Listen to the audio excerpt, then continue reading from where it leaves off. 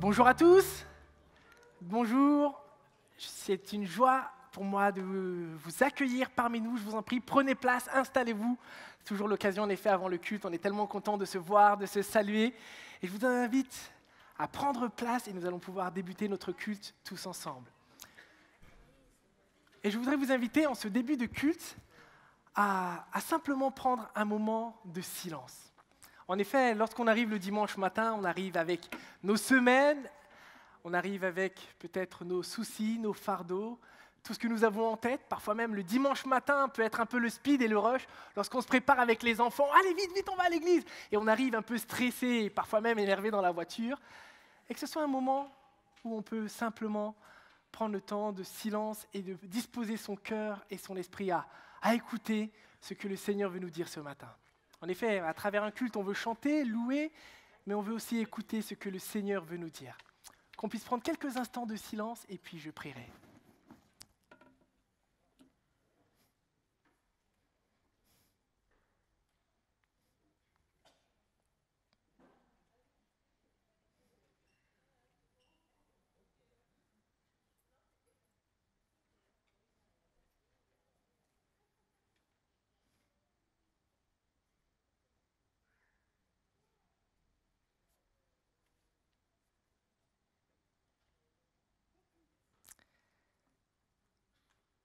Éternel, notre Dieu, notre Père, merci Seigneur parce que ce matin encore, tu es là à nos côtés.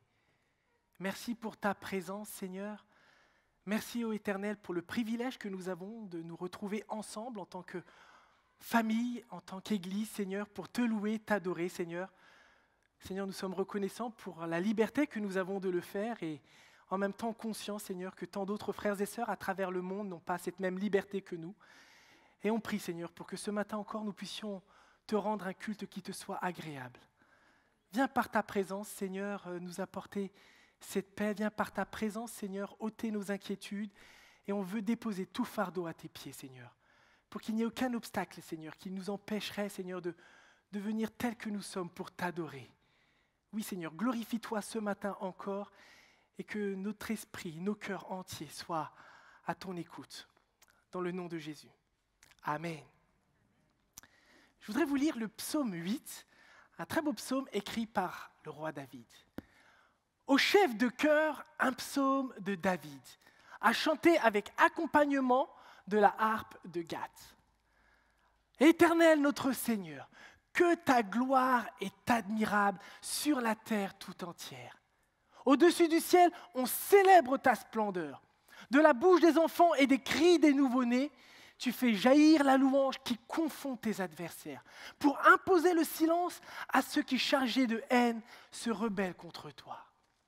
Quand je contemple le ciel que tes doigts ont façonné, les étoiles et la lune que tes mains ont disposées, je me dis, qu'est-ce que l'homme pour que tu en prennes soin? Et qu'est-ce que l'être humain pour qu'à lui tu t'intéresses? Pourtant, tu l'as fait de peu inférieur à Dieu. Tu l'as couronné d'honneur et de gloire. Tu lui donnes de régner sur les œuvres de tes mains. Tu as tout mis sous ses pieds, tout bétail, gros ou petit, et les animaux sauvages, tous les oiseaux dans les airs et les poissons de la mer, tous les êtres qui parcourent les sentiers des océans. Éternel, notre Seigneur, que ta gloire est admirable sur la terre tout entière. Quel beau psaume. J'aime beaucoup ce psaume parce que nous voyons comment David, après avoir contemplé la splendeur de Dieu à travers la création, sa grandeur, sa toute-puissance, face en même temps à la petitesse, la faiblesse et la finitude de l'homme, amène cette belle question au verset 5. Qu'est-ce que l'homme pour que tu en prennes soin? Qu'est-ce que l'être humain pour qu'à lui tu t'intéresses? Mais cette question, suivie des versets qui suivent, amène un véritable constat de la bonté de Dieu, de son immense amour pour l'humanité.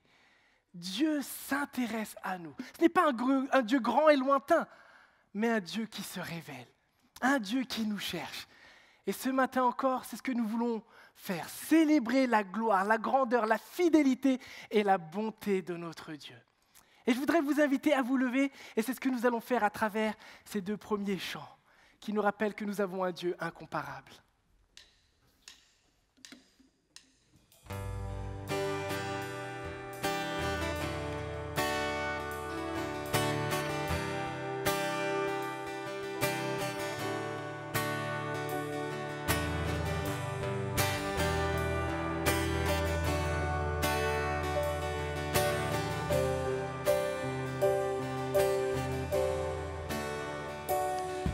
je sonde l'univers,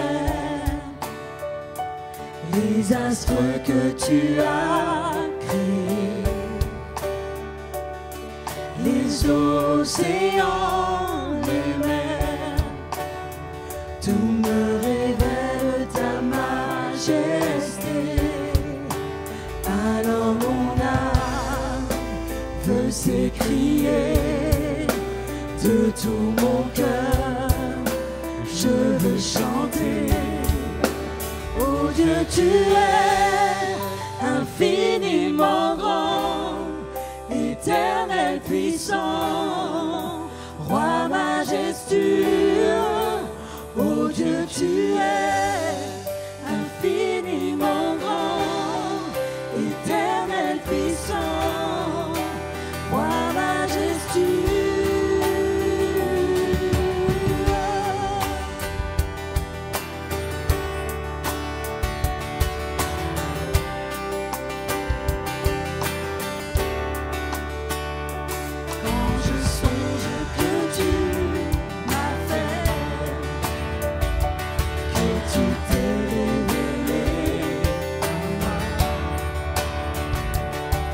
Que pour moi tu as tout créé, tu me révèles ta bonté. Alors mon âme veut s'écrier de tout mon cœur, je veux chanter. Alors mon âme veut s'écrier de tout mon cœur,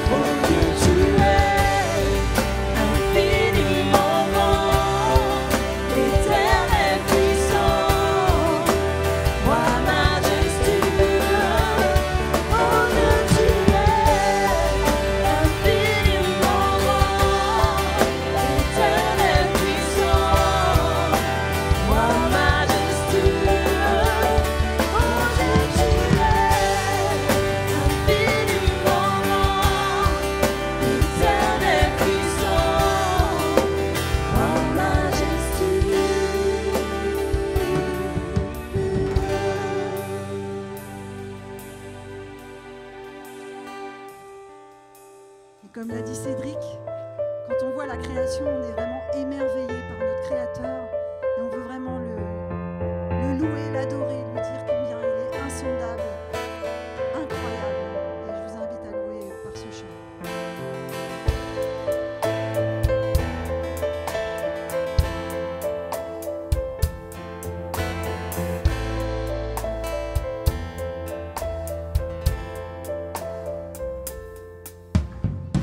Du plus haut des sommets au fond des océans,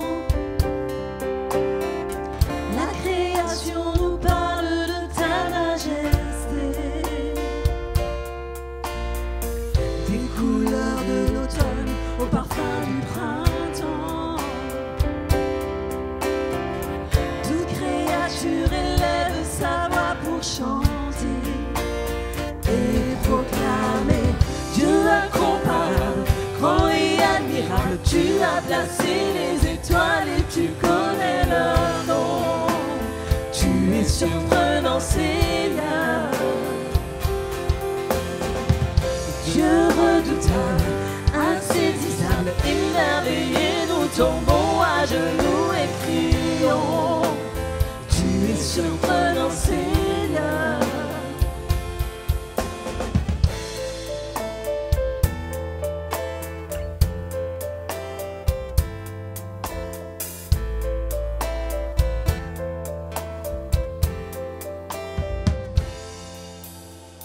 Qui a tracé la route aux éclairs dans le ciel,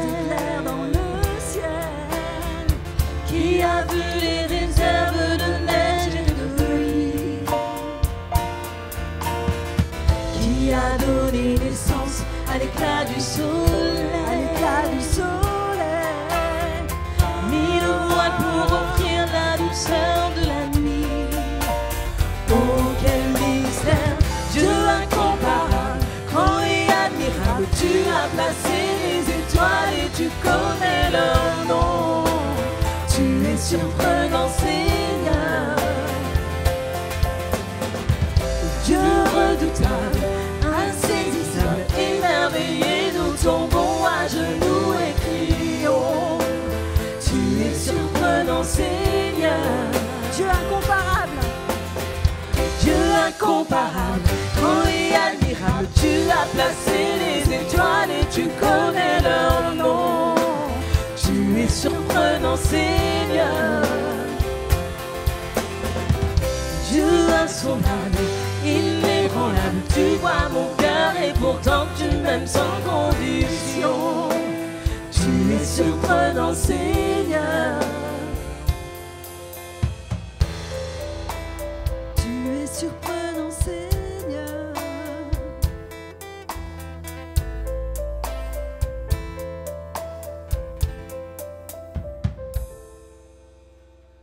Amen. Oui, Seigneur, notre Dieu, tu es insondable. Et en même temps, Seigneur, dans ta parole, tu nous révèles qui tu es. Tu nous révèles ton cœur d'amour, ce cœur de Père aimant. Merci pour ta fidélité. Merci pour ton amour. Ô Seigneur, viens et transforme-nous à l'image de Jésus. Attire-nous toujours plus vers toi pour célébrer ta gloire. Amen. Je vous invite, si là où vous êtes, à exprimer spontanément des temps de louange, d'adoration à notre Seigneur pour qui il est.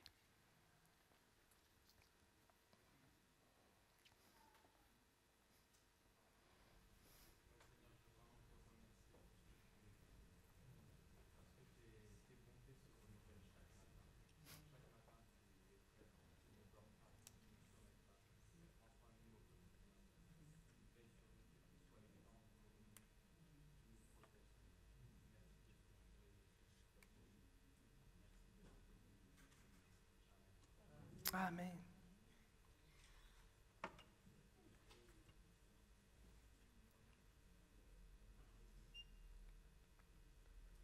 Seigneur, à partir de ce que nous avons chanté, c'est plein d'humilité que nous venons devant toi ce matin. Toi, ce grand Dieu insondable, incomparable, infiniment grand, Seigneur, et nous infiniment petits, Seigneur. Merci pour ta toute puissance, ta toute grandeur, parce que malgré cela, tu nous as aimés quand même, et tu prends soin de nous jour après jour. Amen. Amen.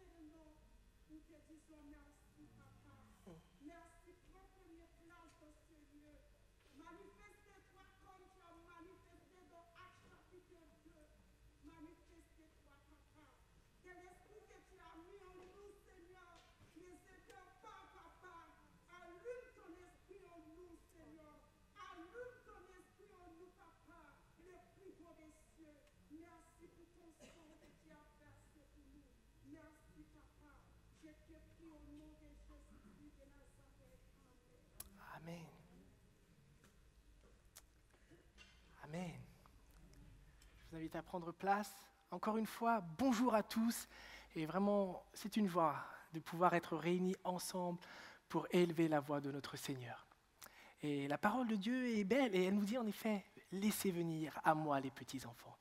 Mais moi, je vais inviter les petits-enfants à rejoindre leur classe. Non pas pour qu'ils n'aillent pas vers le Seigneur, mais qu'ils aillent justement approfondir et découvrir quel Dieu admirable s'est manifesté en Jésus. Donc les 3-5 ans, pour rappel, par la crèche, et les 6-12 ans, par le hall convivialité, et que les moniteurs, monitrices puissent être inspirés, une fois encore, du Seigneur et créatifs pour vous partager la bonne nouvelle de Jésus. Bonne rencontre à vous, et que le Seigneur vous dirige. On vient de le chanter, on a un Dieu incomparable. Incomparable par sa grandeur, incomparable par son amour. Et cette réalité, il est venu nous témoigner pleinement en Jésus-Christ. Lui dont la vie a été unique. Unique par sa venue et cette naissance miraculeuse. Unique par son enseignement. Unique par l'amour qu'il a témoigné aux gens. Unique par ses enseignements. Unique par ses guérisons et ses miracles. Tout en Dieu, tout en Jésus-Christ, témoignait qu'il était le Fils de Dieu, témoignait qu'il n'était pas un simple homme. Mais parmi tous ces éléments, nous voyons que l'un des éléments qui a aussi témoigné toute la divinité de Jésus-Christ, c'est sa mort. Et nous voyons dans l'évangile de Matthieu, au chapitre 27, les paroles d'un officier romain et de ces hommes qui ont été les témoins, peut-être même qui ont été les artisans des souffrances du Christ. Des hommes qui étaient habitués à assister à des crucifixions, dont c'était le métier, si je peux dire. Mais pourtant, lorsqu'ils vont voir Jésus à la croix, voici ce qu'ils vont déclarer lorsqu'il va mourir. En voyant le tremblement de terre et tout ce qui se passait, l'officier romain et les soldats qui gardaient Jésus furent saisis d'épouvante et dirent: cet homme était vraiment le Fils de Dieu. Cet homme était vraiment le Fils de Dieu. Quelle merveilleuse déclaration. Jésus-Christ, par sa mort, par les événements qui se sont produits à ce moment-là, sur la terre, dans le ciel, mais aussi par les dernières paroles qu'il a prononcées, remplies d'amour, ont littéralement bouleversé ces hommes, pour qu'ils puissent reconnaître cette réalité. Cet homme était vraiment le Fils de Dieu. Et c'est ce que nous croyons aujourd'hui encore en tant que chrétiens, que Jésus-Christ est le Fils de Dieu, qu'il a triomphé de la mort et du péché à la croix. Car il n'est pas seulement mort, il est ressuscité. Et ce matin encore, il est vivant. Et c'est pourquoi c'est auprès de lui que nous nous approchons. C'est grâce à lui que nous pouvons avoir accès à Dieu. Jésus est vivant. Et c'est ce que nous voulons aussi témoigner et continuer de faire par nos chants, par nos vies, célébrer la bonté et la fidélité de notre Seigneur. Car nul n'est comme lui, nul n'est comme Jésus. Il est incomparable. Et le nom de Jésus-Christ est merveilleux. Et je voudrais vous inviter à prendre ces 2 prochains cantiques qui nous invitent justement à reconnaître cette réalité Et après, nous aurons un temps de prière où chacun, spontanément, pourra exprimer à Dieu l'amour qu'on a pour lui.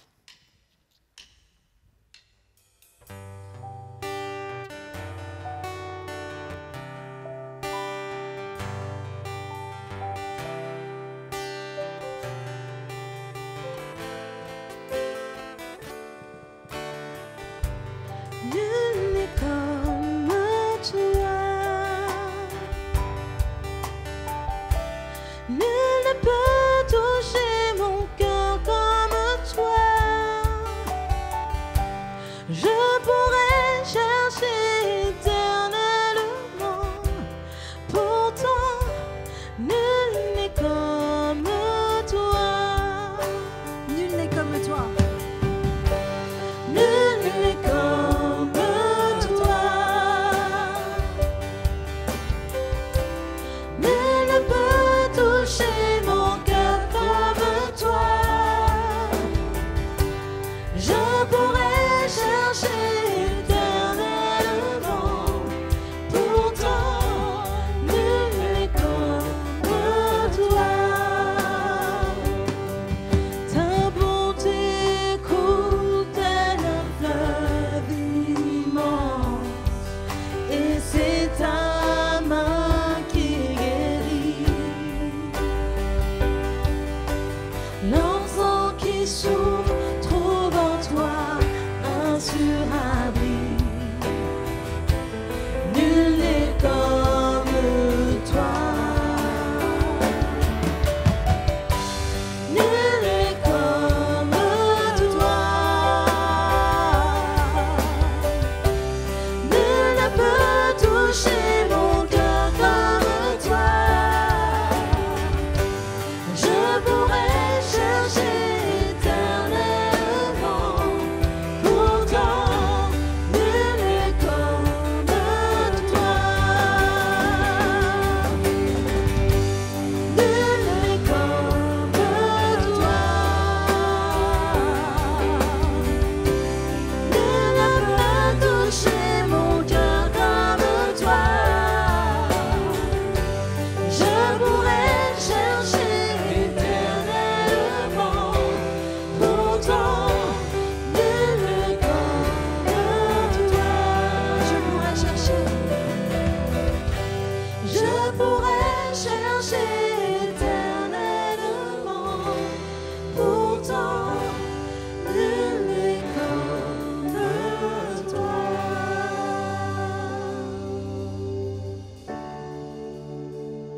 Et on veut vraiment proclamer ce nom tout-puissant, ce nom victorieux, ce nom merveilleux, ce nom qui n'a aucun rival, le nom tout-puissant de Jésus-Christ. Et je vous invite vraiment à louer et à me faire monter vos prières après ces chants pour glorifier ce nom.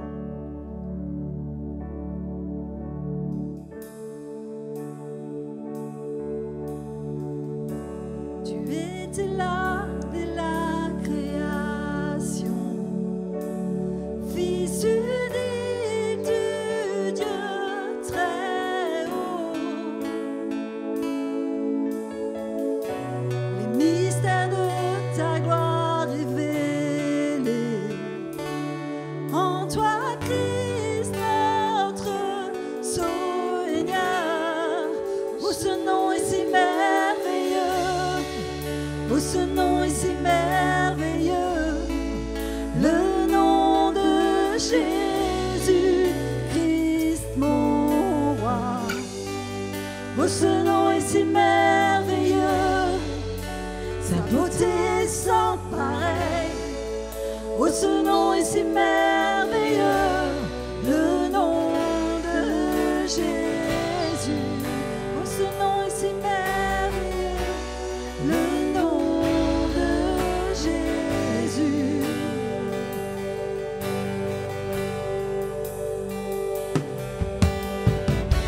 Tu n'as pas voulu les cieux sans nous. Alors Jésus, tu es venu.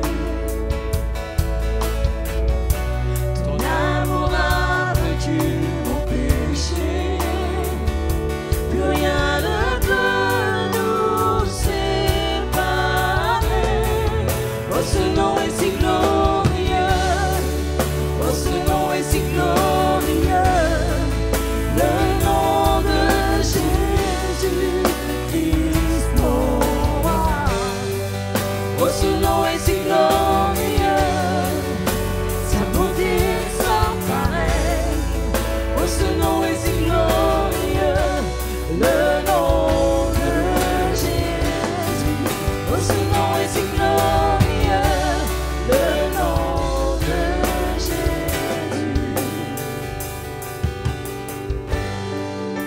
La terre a tremblé, le voile s'est déchiré.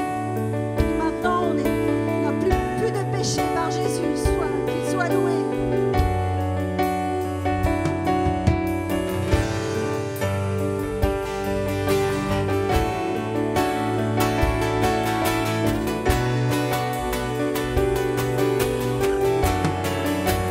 La terre a tremblé, le voile s'est déchiré, les amants, la mort et le péché. Les cieux chantent ta gloire, l'écho de ta victoire, car tu es le roi ressuscité. Tu es sans rival, tu es sans égal, Dieu tu triomphes à tout jamais. À toi soit le règne, à toi soit la gloire, ton nom surpasse tout autre nom. Oh, ce nom est victorieux, oh, ce nom est victorieux, le nom de Jésus-Christ, mon roi. Oh, ce nom est victorieux, sa puissance est sans pareil. Oh, ce nom est victorieux, le nom de Jésus. Tu es sans rival, tu es sans égal, Dieu tu triomphes à tout jamais. À toi soit le règne, à toi soit la gloire, ton nom surpasse tout autre nom. Oh, ce nom est victorieux, oh, ce nom est victorieux, le nom de Jésus-Christ, mon roi.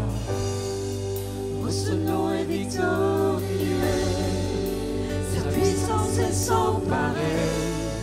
Oh, ce nom est victorieux, le nom de Jésus. Oh, ce nom est victorieux, le nom de Jésus.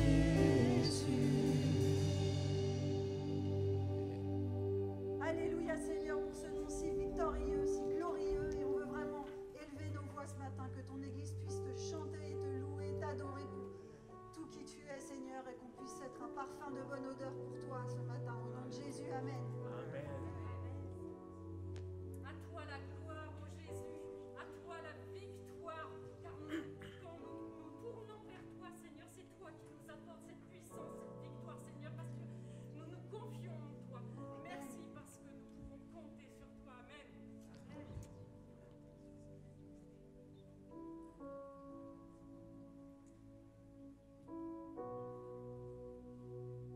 Oui, gloire à toi, Seigneur Jésus, parce que par ta mort, tu nous as donné la vie. Amen. Par ta résurrection, tu nous as donné la vie éternelle. Amen. Quelle joie de t'appartenir, de savoir que tu es le Seigneur des Seigneurs, le Roi des Rois qui vient vers nous. Amen. Amen. C'est vrai, mon Dieu, nul n'est comme toi, Seigneur. Nul n'a pu toucher mon cœur comme toi, Seigneur. Et ce matin, je me réjouis d'être dans ta présence. Je me réjouis d'être ton enfant, Seigneur. Merci parce que tu es un Dieu accessible, tu es un Dieu proche de nous, Seigneur. Gloire à ton saint nom ce matin. Amen. Amen. Notre Père céleste, toujours nous chanterons ton grand amour.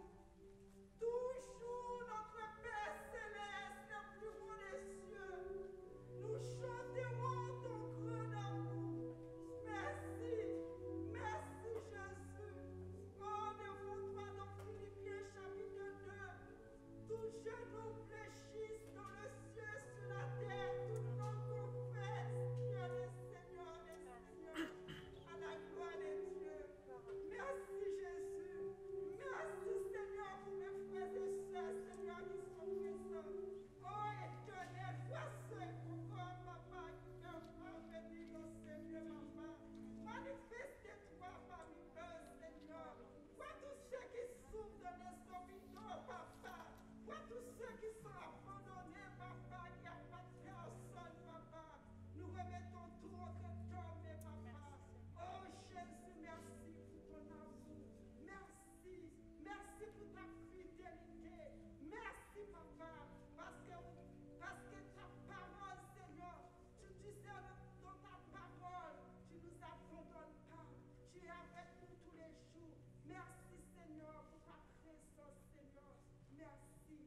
Merci, notre Père Céleste, au nom de Jésus-Christ de Nazareth. Amen. Merci Seigneur parce que tu me connais entièrement et que tu m'aimes quand même. Merci parce que tu es avec moi jour et nuit. Aide-moi à réaliser combien tu es bon et merveilleux. Au nom de Dieu. Amen.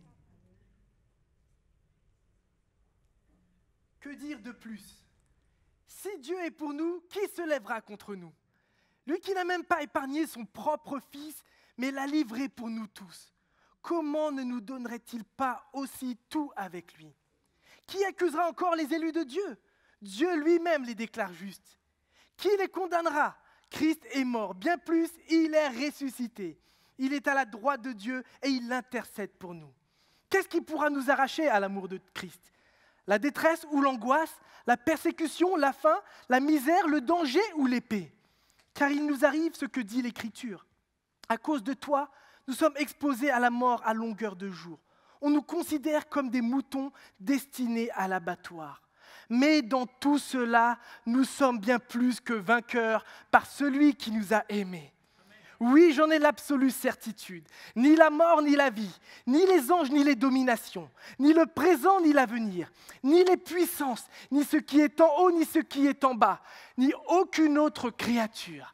Rien ne pourra nous arracher à l'amour que Dieu nous a manifesté en Jésus-Christ notre Seigneur. Quelle merveilleuse vérité, mes amis. Notre Seigneur est vivant, il est ressuscité, il est incomparable. Il n'y a personne comme Jésus. Est-ce que vous le croyez ce matin? Il n'y a personne comme Jésus-Christ. Et c'est ce que nous allons chanter. Il n'y a personne comme Jésus. Levons-nous et adorons notre Seigneur et notre Roi.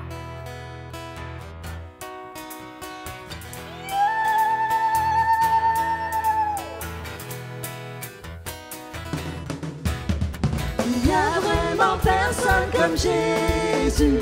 Il n'y a vraiment personne comme Jésus. Il n'y a vraiment personne comme Jésus. Il n'y a vraiment personne comme lui. Il n'y a vraiment personne. Il n'y a vraiment personne comme Jésus. Il n'y a vraiment personne comme Jésus. Il n'y a vraiment personne comme Jésus. Il n'y a vraiment personne comme lui. J'ai cherché, personne, personne. J'ai fouillé, personne, personne. J'ai tourné. Il n'y a vraiment personne comme lui. Il n'y a vraiment personne. Il n'y a vraiment personne comme Jésus. Il n'y a vraiment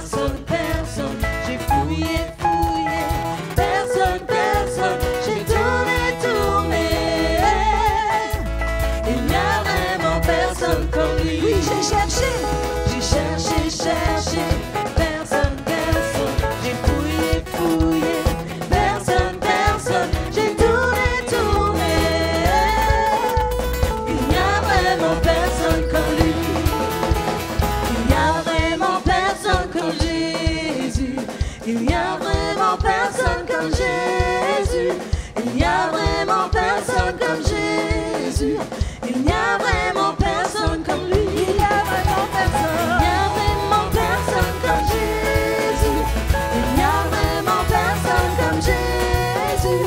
Il n'y a vraiment personne comme Jésus. Il n'y a vraiment personne comme lui.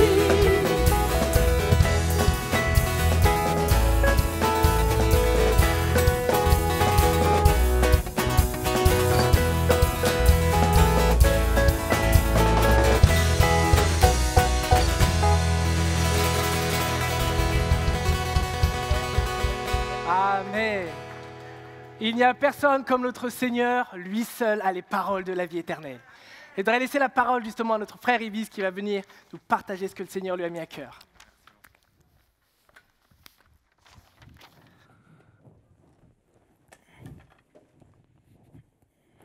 Bonjour à tous. C'est un plaisir pour moi de partager la parole de Dieu avec vous, mais avant, je vais le faire peut-être sans les masques parce que c'était compliqué quand même avec les masques. Avant de commencer, j'aimerais bien prier. Vous m'accompagnez? Oui?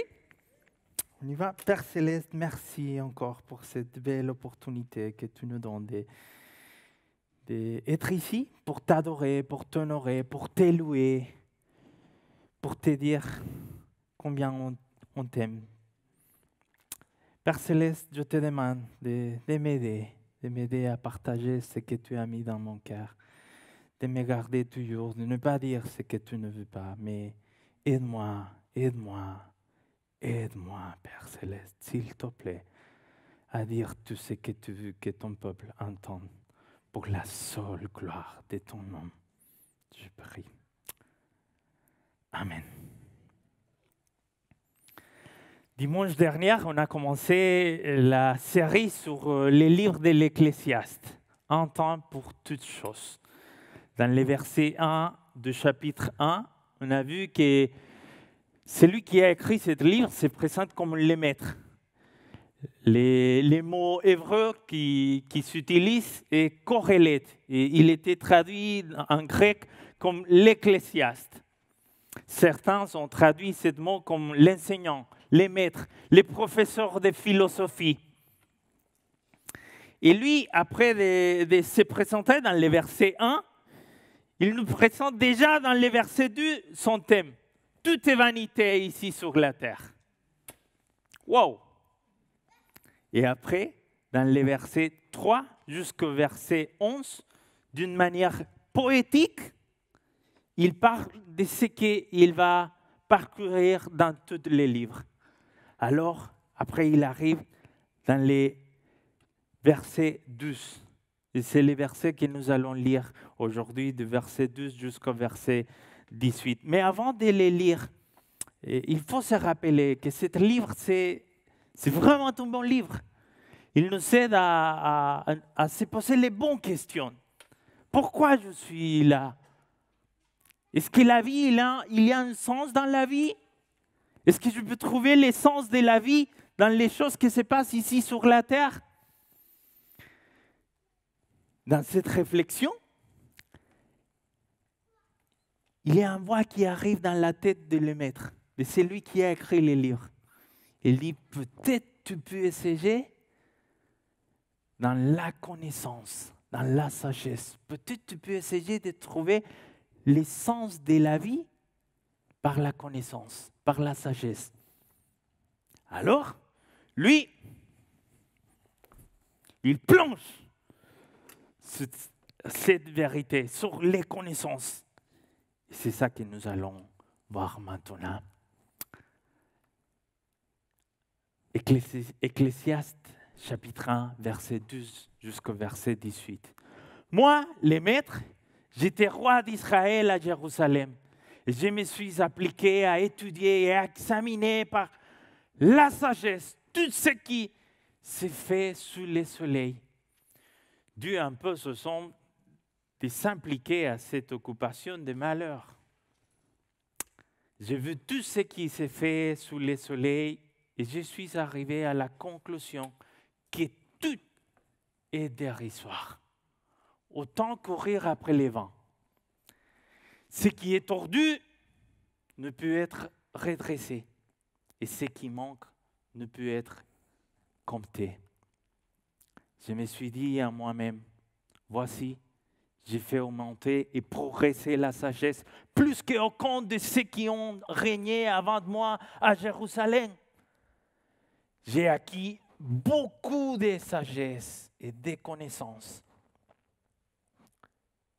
Je me suis en effet appliqué à connaître la sagesse, ainsi que ce qui est faux et ce qui est stupide. Et je me suis aperçu que cela aussi, c'est comme courir après les vents. Car plus on a de sagesse, plus on a des sujets d'affliction. En augmentant sa connaissance, on augmente ses tourments. Wow! Est-ce qu'il y a un volontaire qui prend la place maintenant pour m'aider? Je vous laisse le lieu ici pour partager. Je le ferai avec plaisir. Hein? Mais vous savez quoi, les amis? Ce n'était pas seulement les maîtres qui a écrit des mots comme ça. Il y avait des autres personnes très, très cultivées, très, très sages,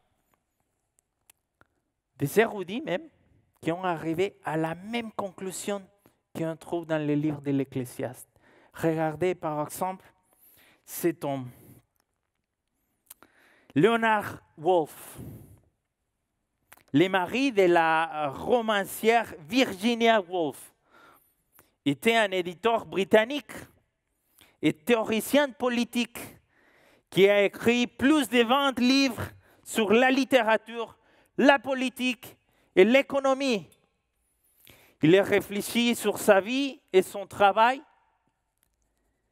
et il a conclu par dire ces mots. Je vois clairement que je n'ai pratiquement rien accompli. Le monde d'aujourd'hui et l'histoire de la fourmilière humaine au cours des 5 et 7 dernières années seraient exactement les mêmes que si j'avais joué au ping-pong au lieu de siéger à des comités et d'écrire des livres et des mémorandums. Je dois donc faire la confession embarrassante que je dois avoir dans une longue vie ancrée entre 150 000 et 200 000 heures de travail parfaitement inutile.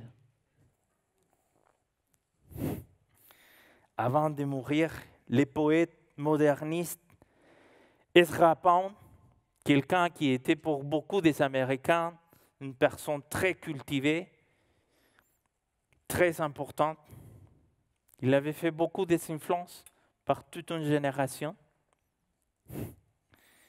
Il a écrit aussi ce mot. Toute ma vie, j'ai cru savoir quelque chose. Mais ensuite, un jour, étrange est venu où j'ai réalisé que je ne savais rien. Oui, je ne savais rien. Et ainsi, les mots sont devenus vides de sens. Waouh! Tout ça me permet de comprendre, mais surtout par les passages que nous venons de lire, qu'il y a une vérité qu'on doit apprendre. Et c'est que la recherche de la sagesse, les amis, et de la connaissance sans Dieu ne donne pas de sens à la vie. J'aimerais bien le répéter. La recherche de la sagesse et de la connaissance, sans inclure dans l'équation à celui qui nous a donné la vie, à celui qui t'a permis d'avoir un cerveau pour comprendre, pour apprendre, pour acquérir des connaissances. Si tu ne l'inclus pas, ça donne pas sens à la vie. Et c'est important de savoir ça. Et j'étais surpris que ce que les maîtres nous disent dans les livres de l'Ecclésiaste, c'est que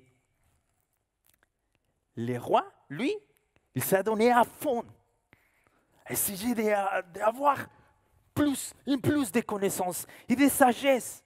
C'était les pasteurs et prédicateurs du 19e siècle, Charles Spurgeon, qui avait dit « La sagesse, c'est le bon usage de la connaissance qu'on a acquis, on dit acquis. C'est ce sens de moralité, de droiture qui nous aide à savoir prendre les bonnes décisions dans la vie. À savoir qu'il y a quelqu'un qui nous a créés, à qui on doit rendre compte de tout ce qu'on sait dans la vie, de tout ce qu'on a appris. Et c'est intéressant pour moi que dans les versets 12 et verset 16, les passages que nous venons de lire, on pourrait imaginer que peut-être il parle, ou l'auteur est en train d'imaginer et au penser à les rois d'Israël qui étaient les plus sages de tous. Si vous allez voir dans les premiers livres des rois, chapitre 10, verset 23, il nous parle de Salomon, qui était le plus sage de tous les rois et tous les hommes de son époque. Et on sait tous, on est au courant de ce qui s'est passé dans sa vie. Dieu l'avait donné de la sagesse, les connaissances. Il y a un historien juif des premiers siècles après Jésus-Christ, Flavius Joseph, qui a fait tout un écrit en parlant de Salomon, de tout ce qu'il avait appris, de tout ce qu'il avait fait. Et on peut voir qu'il avait parcouru l'agronomie, l'architecture, on dit, plein de domaines, des sciences, il avait acquis dans toute sa vie. Et c'est normal, parce que dans cette époque, les rois, pour tout le monde, pour tous les gens, étaient les symboles de la connaissance, de la sagesse, parce qu'ils s'étaient entourés par les gens plus intelligents de cette époque, les scientifiques, les maîtres, les enseignants, les professeurs de philosophie. Donc peut-être, à part d'avoir reçu cette bénédiction d'une sagesse en connaissance spéciale, Salomon, il avait aussi la chance d'être entouré par des gens très intelligents. Donc il avait grandi dans la connaissance, dans la sagesse. Mais c'est très intéressant de voir comment ça a fini sa vie. Dans le livre des rois, on voit qu'à la fin de la vie, c'est comme s'il a obligé celui qui lui avait donné la sagesse, les connaissances. Il a obligé ça. Il commence à faire n'importe quoi de sa vie. La clé de la vie, les amis, de la connaissance, de la sagesse, c'est d'inclure dans cette équation à celui qui nous a donné la capacité d'apprendre des choses, d'acquérir des connaissances, de devenir des personnes sages. Pas vrai? Mais Salomon n'était pas les seules personnes à faire ça. Il avait bien avant de lui des autres qui ont fait les mêmes. Et après lui, il y avait des autres encore. Donc, je pensais, où est-ce que ça a commencé? Je me posais la question, où est-ce que ça a commencé? Qui a commencé à faire ce travail? Et ça nous amène, les amis, jusqu'au chapitre 3, les premiers livres de la Bible, la Genèse. Mais on peut aller jusqu'au chapitre 2. Dans le chapitre 2, verset 16, Dieu l'a dit à l'homme, voici ce que j'ai créé pour toi. Allez, profite de tout ce que j'ai créé pour toi. Souffle de l'arbre qui est dans les centres du jardin de l'Éden. L'arbre de la connaissance de bien et de mal.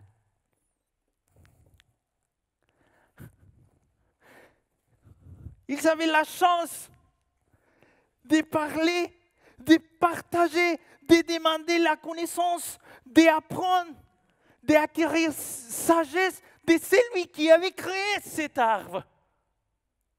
Mais non, ils ont préféré d'aller tout droit et prendre pour eux-mêmes les chemins d'acquérir la sagesse.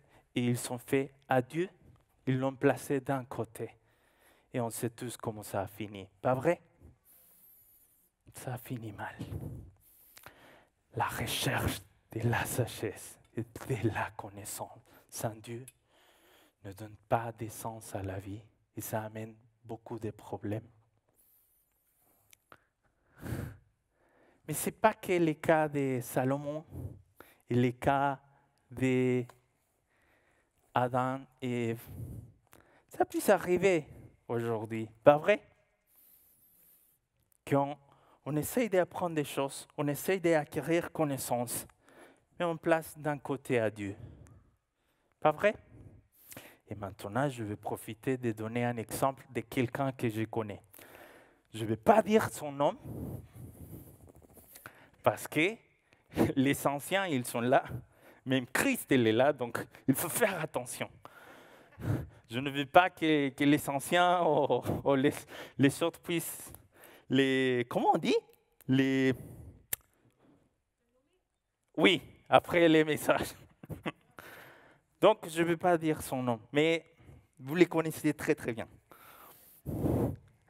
Après qu'il avait fini ses cours de grec et ses cours d'hébreu à la faculté de théologie, il avait devenu quelqu'un, vous avez une expression ici en français, la grosse tête, on dit? Il se faisait la grosse tête.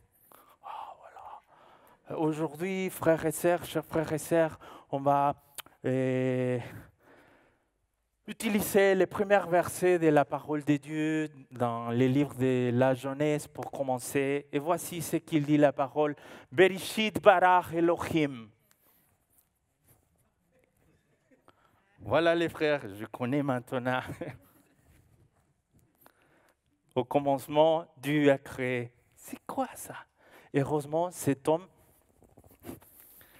son père, il était un homme de Dieu. Ça, il a entendu, il a vu. Après, il l'appelait, bien mon fils, il faut qu'on parle. À quoi ça sert? À quoi ça sert? La connaissance que nous avons, la sagesse que Dieu nous donne, c'est pour les rendre gloire à lui. C'est pour essayer toujours de ressembler à son Fils Jésus-Christ. Pas pour se faire les bons, on dit, ou se faire la grosse tête, ou se faire voir. Non!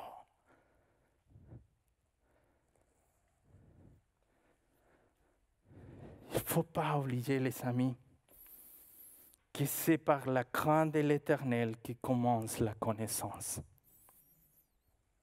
C'est pour ça qu'on doit les placer à lui dans le centre de l'équation, toujours. Toujours, toujours.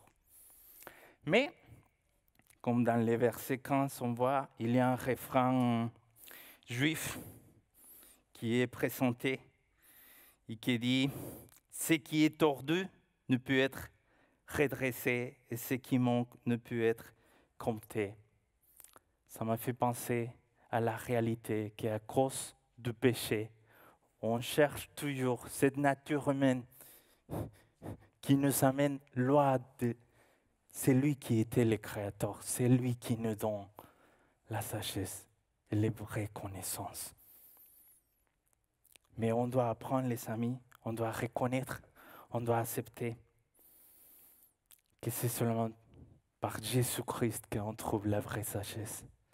C'est Dieu qui nous donne les vraies connaissances. Et il y a une autre vérité alors que j'aimerais bien partager avec vous. La recherche fructueuse de la sagesse doit commencer et se terminer avec Dieu, qui donne un sens à nos vies. Amen. Ne pense pas que l'auteur de l'Ecclésiaste rejette toute sagesse comme vanité, les amis. Il rejette seulement les vains efforts de l'homme pour trouver l'essence de la vie en elle et non en son Créateur. Nous savons tous que la sagesse que Dieu nous donne, la sagesse de Dieu est bénéfique. En maintes reprises, les Écritures nous disent que la sagesse vient de Dieu. Sa sagesse est bénéfique pour notre bien-être et pour notre bonheur. L'Écriture nous dit que Dieu a tout créé avec sagesse. Psaume 104, verset 24. De Dieu vient la sagesse, la connaissance et l'intelligence. Proverbe chapitre 2, verset 6. La recherche de la sagesse est au-dessus de toutes les choses terrestres. Et elle est plus précieux que les perles et aucun trésor n'égale sa valeur. Proverbe chapitre 3, verset 15. La sagesse de Dieu est plus profitable que l'argent ou l'or. Proverbe chapitre 3, verset 14. Il y a quelqu'un que je pense qui a très bien compris cette idée. Il a compris que la vraie sagesse, on ne le trouve qu'en Jésus-Christ, notre Sauveur, et qui est le véritable Dieu Tout-Puissant. Il s'appelle James Tour. Il travaille pour une université très importante en Texas, aux États-Unis. Il a écrit plus de 700 articles de recherche académique. C'est tout un érudit. Il était élu par un magazine scientifique dans les années 2013 comme le scientifique de l'année. En 2014, il était inclus entre les 50 scientifiques plus importants du monde entier. En 2019, il était encore inclus entre les 50 scientifiques plus importants du monde entier. C'est un spécialiste de la nanotechnologie. C'est un érudit. Il aura la capacité ou la possibilité de se faire les grosses têtes, hein? Mais il ne le fait pas. Et regardez les amis ce qu'il dit. Les Écritures, c'est-à-dire la Bible, c'est ce que j'ai étudié plus que tout autre sujet durant ma vie, y compris la chimie. Tous les dimanches, il fait des études bibliques pour ce qu'il veut. Il dit toujours, vous pouvez aller dans son site d'internet, il dit que les choses plus précieuses pour lui, c'est la parole de Dieu. Et c'est qu'on a en Jésus-Christ, notre Sauveur. Il a compris ce que l'apôtre Paul nous dit dans la lettre qu'il a écrite aux Corinthiens, dans sa première lettre, chapitre 1, verset 18 et verset 24, jusqu'au verset 24. Regardez les amis ce qu'il dit. En effet, la prédication de la mort du Christ sur une croix est une folie aux yeux de ceux qui se perdent. Mais pour nous qui sommes sauvés, elle est la puissance même de Dieu. N'est-il pas écrit? Je détruirai la sagesse des sages et je réduirai à néant l'intelligence des intelligents. Où est le sage? Où est le spécialiste de la loi? Où est le raisonneur de ce monde? Dieu n'a-t-il pas changé en folie la sagesse du monde? En effet, là où la sagesse divine s'est manifestée, le monde n'a pas reconnu Dieu par les moyens de la sagesse. C'est pourquoi Dieu a jugé bon de sauver ceux qui croient par un message qui paraît annoncer une folie. Oui, tandis que d'un côté, les Juifs réclament des signes miraculeux et que de l'autre, Les Grecs recherchent la sagesse. Nous, tu peux les... Ah. Nous prêchons un Christ mis en croix. Les Juifs craignent au scandale. Les Grecs à l'absurdité. Mais pour tous ceux qui Dieu appelle, qu'ils soient juifs ou grecs, Christ est puissance de Dieu et sagesse de Dieu. C'est en lui qu'on trouve la vraie sagesse, les amis.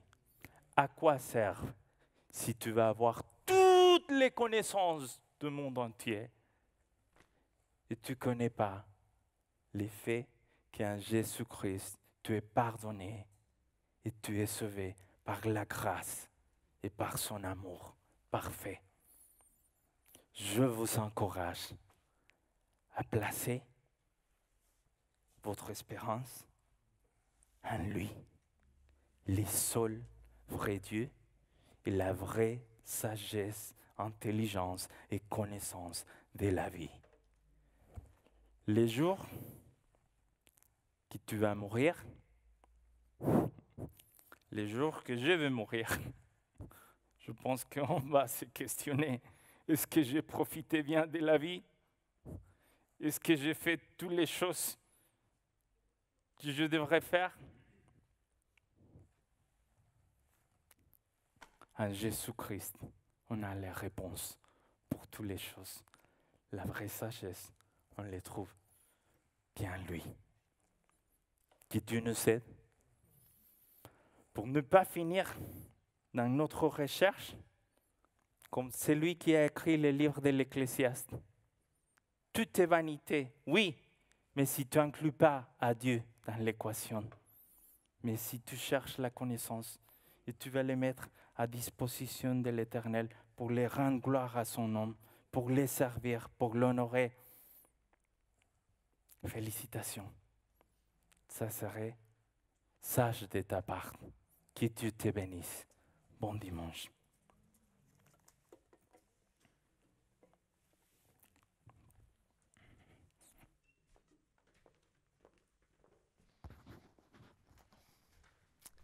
Amen. Un grand merci, Évis, pour ce rappel de vérité si importante.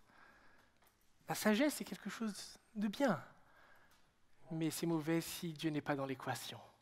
Mettons Dieu au centre de cette équation.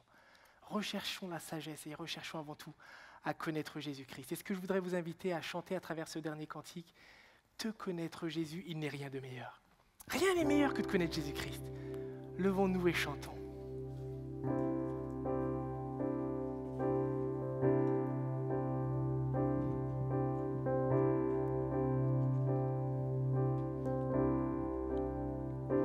Ce qui m'était cher pour construire ma vie, utile et précieuse, selon ce monde, ce qui m'était gain n'a plus de valeur, ne me sert à rien, car je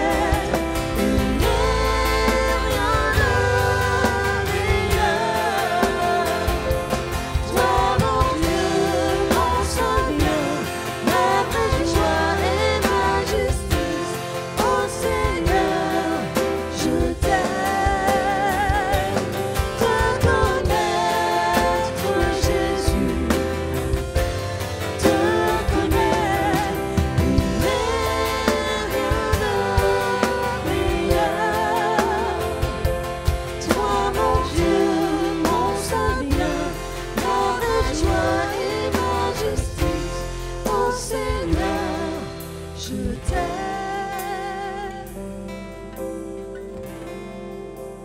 Oui, je t'aime. Amen. Je vous invite à prendre place avant d'écouter Mickey pour quelques annonces sur la vie de notre Église. Mickey, je te laisse la parole. Impeccable, merci. Bonjour à tous. Pour terminer ce culte, quelques annonces. En effet, d'abord vous dire qu'on a commencé une nouvelle série, comme l'a dit notre frère Evis, sur la thématique de l'Ecclésiaste, un temps pour toutes choses. Et c'est une série qu'on va suivre aussi dans tous nos groupes de maison. Donc si vous faites partie d'un groupe de maison, vous invite à prendre un petit livret qui se trouve à la sortie. Juste en sortant devant les portes, vous avez un livret pour les participants et aussi un livret si vous êtes animateur. Donc pensez en sortant à prendre votre petit livret pour pouvoir suivre pendant toute la semaine et pendant toute cette série les études qu'on va faire dans les groupes de maison. Autre annonce, c'est que la semaine prochaine, on va avoir une librairie. On va essayer d'organiser ça dans le respect des règles sanitaires.